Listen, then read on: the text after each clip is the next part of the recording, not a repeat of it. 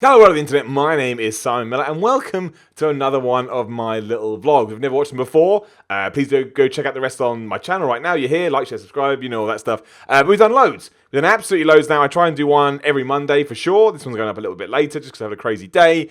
And then when things come up, as I feel like I want to talk about them, I think screw it, I'm going to go talk about them. This one is going to be a little bit more tough, maybe not tough, but... Well, I think tough is the right word. Some things are just hard to talk about, but as whoever I am, Simon Miller, whoever that may be, when certain things happen and I sit down to talk about this stuff, I feel like I need to talk about it. And that may be right, that may be wrong. That's for you to tell me and let me know your thoughts too, because I think YouTube is a community-based thing. It's a two-way conversation. That's why we have a comment box. So hopefully we can all weigh in. As ever, if anybody, you've seen the title, if anyone says anything I deem to be way off track, I will just delete the comment. I don't want any kind of, well, let's just say it, we don't want any kind of racism, bigotry, or anything else on this channel. I don't want it. I think I'm going to get any. I think I'm actually quite lucky to have a really cool community around me, but I'm just letting you know. That's the case.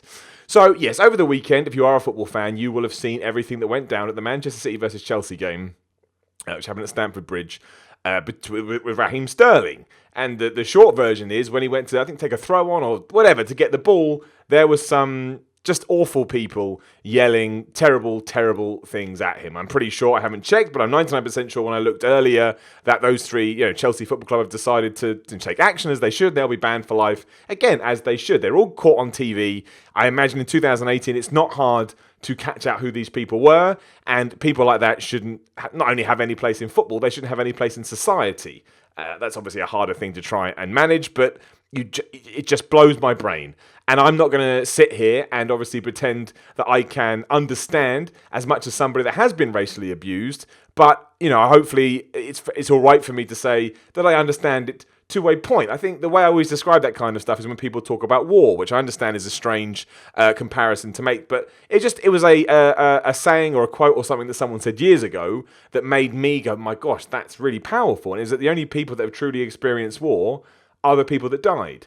Because to truly experience every part of a war, you have to die. So while other people like myself can look at that and realize the heartache, the tragedy, the suffering, you can never really understand everything. And that's obviously, that comes down to anything. That's racism or any kind of bigotry, to be honest. Again, I'm Jewish. We've talked about that here on these vlogs. So when I see anti-Semitic stuff, that speaks personally to me because I have had anti-Semitism in my past. Luckily, not a lot. I shouldn't say lucky because it shouldn't be lucky or unlucky, but you know what I mean, that it hasn't happened more than it has. But the reason I wanted to talk about it was because I can't talk, but it made me react, and it made me react in the way that I almost didn't believe it. And I remember I texted friends saying, I even said, have you seen this? Can you believe this? Because even taking the racism outside of it for 1 second, which obviously is the most important point here, but even their body language and the way they're shouting and the way they look, it's just no place for it. Not only in football, but in life. And I think the other debate that is kind of sparked is how should people react when they go to a football game? We're not going to talk about that too much. But I certainly will say that if anything in the world makes you look and behave in that kind of a way, then maybe you should remove yourself from that equation because clearly something awful has happened. There's nothing wrong with passion. I'm a passionate man. I built my whole life on passion. But if negative emotions start to come into it, then everything's gone wrong. The bottom has fallen out and society as a whole will start to crumble, just to be a bit anticlimactic about it all. Sorry, climatic about it all. But I just can't believe it. And again, maybe this makes me an idiot and maybe living in a bit of a bubble world in the modern day, because of course it still happens. I'm not pretending that I've pulled the wool over my eyes to that degree. But let's face it, as a white person living in the UK, it's unlikely I'm going to see it that much because I'm not directly involved in it. But I still thought it was absolutely abhorrent. And yeah, it just shouldn't.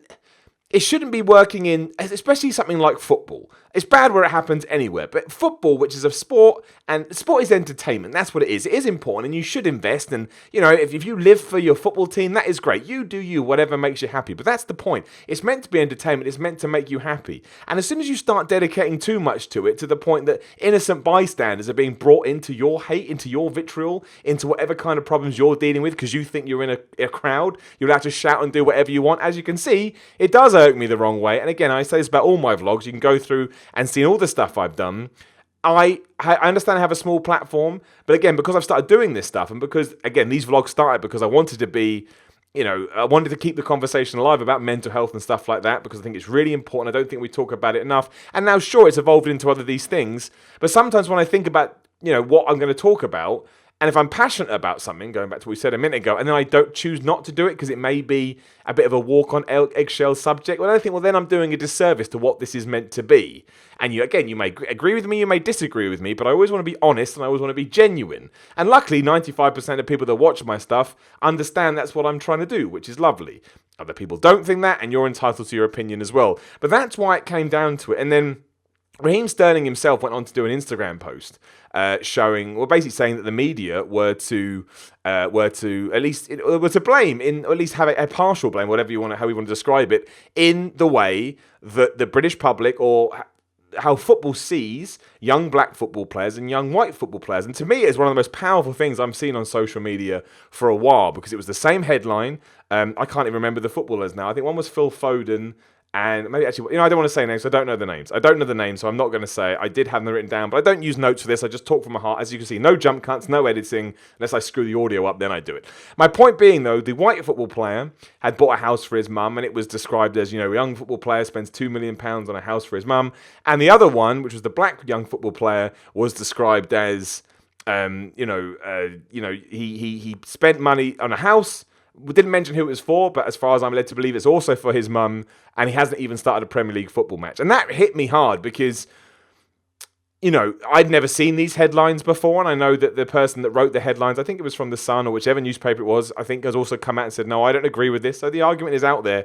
But for me, I thought it was a really powerful image because there's no two ways about it. That is different. That is a different way to cover someone. And whether it was conscious, subconscious, or should you want to kind of come up with a spin, it shouldn't happen. Like, it just shouldn't happen because it does paint the pictures. It's almost like racism on a subconscious level. They may not be meaning to do it, but that is still what's being beamed out to the public eye. I can completely understand people being in that position or people that have been in that position, feeling worried about this and feeling angry about this because as many steps as we make forward as a society and as a population, as a human race, things like that drag us right back. And it does still seem to be a problem in football. I know Kick It Out are doing tremendous work. Randomly, before this even happened, I retweeted something from Kick It Out that Rachel Riley, the Countdown presenter, had tweeted out because I thought it was a really powerful video. It's on my Twitter now, Simon316, if you want to go and watch it. But then this happened too, and I just thought, we're not doing enough. And I know me sitting in front of a camera is not going to change anything.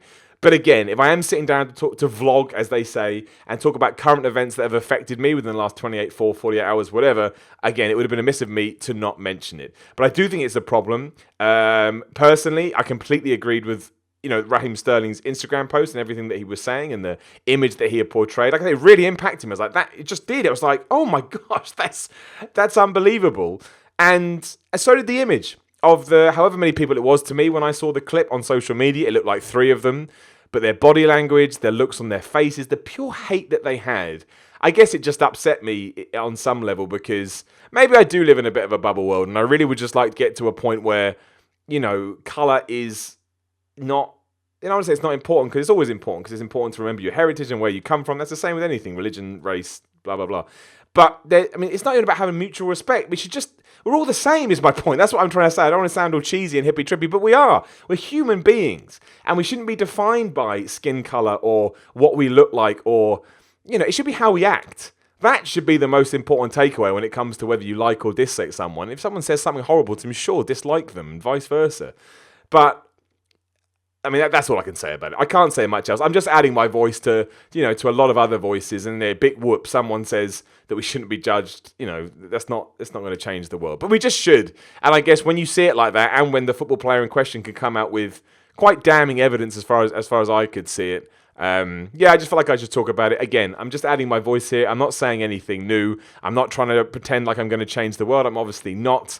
And the problem is far bigger than me, just sat here. But again, I thought I'm going to repeat it myself, but I just didn't feel comfortable about doing these and not mentioning it. Because it's in my life. I'm a football fan.